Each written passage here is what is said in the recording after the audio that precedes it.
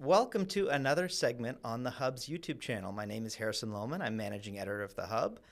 There's a lot of things happening this weekend. For one, on Sunday, the Liberals will be choosing their new leader, and with that, the next Prime Minister of Canada. Or are they?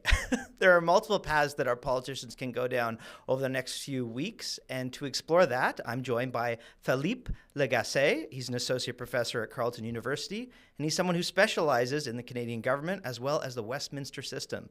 Philippe, how are you today? I'm good. How are you? I'm good. I'm good. Okay, off the top, I'm going to make some assumptions that you might not share. My assumptions are, for one, Mark Carney takes this thing, he's the next Liberal leader, and that we will have an election sometime in March. What assumptions are you going to make, if any? Those sound like pretty good assumptions to me. Let's assume that the polls are correct and the endorsements are correct. Carney becomes the Liberal leader.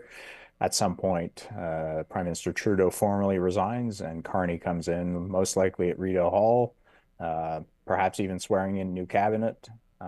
And he then has a choice to make. Does he try to meet the House of Commons, knowing that his government's future is quite uncertain, or does he immediately request a dissolution? So And let's get that's into really that. his choice. Let's get into that. I think there's some question marks around some of the things you brought up. First of all, when is the earliest that an election could be declared? He could declare it at any point. As soon as he is appointed prime minister, he could recommend a dissolution. And So mhm.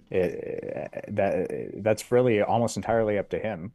So it's really just a question of whether or not he wants to give himself some time to put policies in place. He'll have to make a decision about whether or not he wants to hold a throne speech to highlight his program. Does he think that it's in his interests to try and maintain confidence or win it in some way? Or does he look at the polls and say, "Oh my God, the NDP are at 10%. I better go now." But he may still give himself, a week or two to demonstrate that he's standing up to Donald Trump and he's got a program in place and all the rest of it. So there's some fluidity here. Can he be made PM though, Philippe, if he doesn't seemingly have the confidence of the House?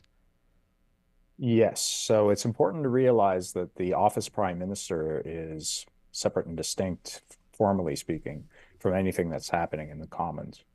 So by constitutional convention, we expect the prime minister to either have confidence or be hoping to secure it, right? And it's that hoping to secure bit that's the key here. He may tell the governor general, "I'm either going to test it by meeting the House when it's summoned, or I'm going to attempt to secure it after an election," right? So there's nothing that prevents him from being appointed prime minister, formally speaking, if the confidence of the House is in doubt at this point. Interesting. Even if the NDP has said clearly, we want to bring this guy down, and the Conservatives obviously, feel the same way. There's that flexible definition in terms of, is seemingly seeking the confidence of the House that the Governor General would then respond to. Right. So imagine a scenario that like we had with Christy Clark in BC, where she's returned with like a one seat plurality and she stays on as premier, not because of anything in particular in the rules, but just that she's still the premier. And the presumption is that she's going to try and win back confidence. When Mm. she no longer has confidence, right? When that becomes clear, she requested dissolution and was turned down.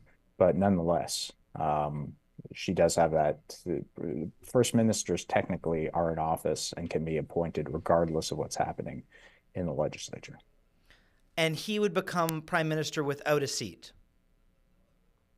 Yes, technically you could do that. Again, the office of prime minister is separate and distinct from the office that members of parliament hold in their legislative capacity. He could be appointed to the Senate, which, you know, is possible, but I think would strike a lot of Canadians as quite odd, and I don't think it would help his position. If I were advising him, I'd say you're better off not being in Parliament at all than being in the Senate and being Prime Minister, because that would strike, I think, a lot of people as quite gauche. Okay, so Trudeau resigns, Carney comes in, but when Trudeau resigns, does his cabinet resign with him? How does that work? So technically, yes, but there's here again a bit of fluidity. So you can retain your ministerial portfolio during a transition. What I suspect, though, is new prime ministers or even prime ministers that are returning after an election tend to want to stage a fairly important show, right? That they have a new government or that their ministry is coming back in. And so I anticipate when Carney has to become a privy councillor and swear at Rita Hall and all that, he'll also bring in a new cabinet. Many of those ministers are going to be the same. Yeah. They won't necessarily have changed, but they're going to make a show of it simply because it's a way of saying we are different, even if most of the people around that table are the exact same people. So, new titles for perhaps semi-old ministers, new mandate letters. Like even if he's about to call an election, he gives them, new mandate letters. I don't know if he would go that far. I think that goes again to that scenario we were talking about. If a Prime Minister Carney thinks that he's got a chance to survive with confidence for a couple months or maybe a few months with the NDP, then maybe you see mandate letters come out before they meet the Commons. If, however, he decides that he's going to call early, then I doubt that they would do that. Mm-hmm. Okay, so um, he comes in, he can declare himself as prime minister in this case. You get a somewhat of a clean slate, the trappings of the office. Trudeau is kind of in the rearview mirror. Is that I know it? I know you're not a political advisor. Is this what from where you stand? Is this the more political advisable option than if Trudeau stayed on as prime minister? You mean for the Liberals, is this wiser? For the Liberals. Well, I think the polling clearly indicates that it is. um, some people would say that what we're seeing in the shifts in the polls is simply a result of Trump, but I don't think that's the case. When you actually track the numbers, the uptick occurs following Prime Minister Trudeau's resignation and the beginning of the Liberal leadership race. Mm-hmm. So this is not purely a Trump phenomenon. This is a change phenomenon at the head of government. Mm-hmm. And again, that really rests on whether or not Carney says, okay, I think my best course of action is to cement myself as prime minister and get that in people's minds. But then it raises a whole host of odd things. He's not in parliament. It would his ability to kind of communicate and head the government and answer questions would be hampered for some time. So I anticipate if I were advising the Liberals, when you look at the polling numbers, do you want to be supported in the Commons by a party that is now down to 10%? I strongly anticipate that they'll call it unless they have already been speaking to the NDP and the NDP is so spooked by the polling numbers that they'll be willing to support the government for many, many more months. Just for argument's sake, let's play this out. There's a world in which Carney goes into the election without ever becoming prime minister. Trudeau stays on. He seeks the election call from the governor general. Can you give us a sense of what that would look like? I think it would be disastrous for the Liberals to do that kind of thing. The prime minister has indicated that he's going to resign. If you want to run an election as Trudeau's replacement, the last thing you want is to have Trudeau still holding the office of prime minister while somebody else holds the office of liberal leader. So it's possible, but the reality is this whole notion of change and uptick in support for the Liberals, I think, is predicated on the idea that Carney is going to be the one in charge, not that Trudeau is still going to be sticking around, although never say never. Will there ever be a moment in these two scenarios we just discussed where Canada will not have a prime minister? No. That is actually the Crown's, so the Governor General's first responsibility under our conventions of responsible government. The Governor General must ensure that there's always a prime minister in place. And the reason for that is that the crown must act on the advice of the prime minister. So there must be a prime minister in place to proffer advice. And this touches on the other controversy that we've seen this week, whether or not the king should be acting or making a statement for Canada. The reality is, even the monarch only acts upon prime ministerial advice. Which is an So in interesting all thing cases, for people to understand that. So Trudeau would have to go to His Majesty and say, hey, we'd appreciate it if you could speak up for us. And then he would react to that nudge. Is that what you're saying? well, so there's many ways of doing it. You can either say, Your Majesty, I insist that you issue a statement. Here are the broad lines of what it should be. And I'm not taking no for an answer, which would be the uncouth and highly really poor way of doing it, and not one that would be supported by PCO, the Palace, or the UK. Or you can try and push it gently and say, we really think the king should speak on Canada's behalf. And if the UK says, well, we really don't think that the king should speak right now, he's our king first and foremost, so we'd rather you not do that. And then that becomes a tussle between the two governments about who gets to advise the king on this issue. And ultimately, I think it would come down to what the king thinks. This is If the very weird king that the is of PMO could basically help write a press release for the monarch about well, us. it's the way it is. Yeah. It's just the broad lines, right? They would want to know, like, what exactly do you want us to say, right? Okay, a few more questions here. During this potential election, we are likely, according to the president's most recent remarks, going to be in the midst of an unprecedented trade war. Who are the cabinet ministers? Who are the major, you know, uh, politicians that would be responding to that in Canada if we're in the midst of an election? On the ministerial front, let's assume that everybody stays in place.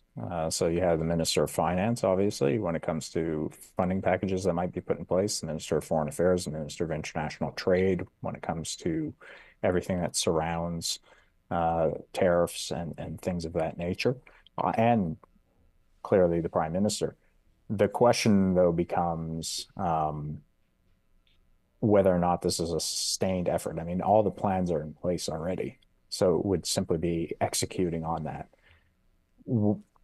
The president, in a way, is acting at the moment of highest uncertainty, right? So if these tariffs come in right when we're undergoing a transition, the Canadian response, while forceful, will likely be a bit awkward because you will be at the same time transitioning between heads of government. Yeah, and the cabinet ministers will And also be campaigning, right? well, if we go directly into an election, yes. Mm-hmm. But if Carney chooses not to go into an election and he thinks he can get the NDP to back him on that premise, most likely, that this is an emergency. We therefore need you to keep us in power for a few more months while we deal with this, which is something we can't ignore as a possibility. Then it would be kind of an all hands on deck type of scenario, and you would likely see a throne speech that would outline very forceful language about how Canada is going to respond. Mm-hmm. What does that look like? Responding to an emergency. We talked about it last time you and I spoke. Using emergencies powers. These are the sorts of words that get people's backs up. What does that look like in practice? A government, using emergency powers to respond to a threat like that. How does government work in that scenario?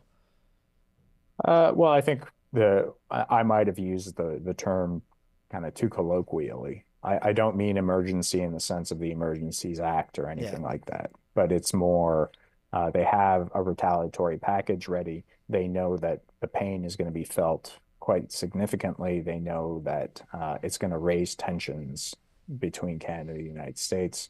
They also have a bunch of premiers who they need to kind of contain and deal with.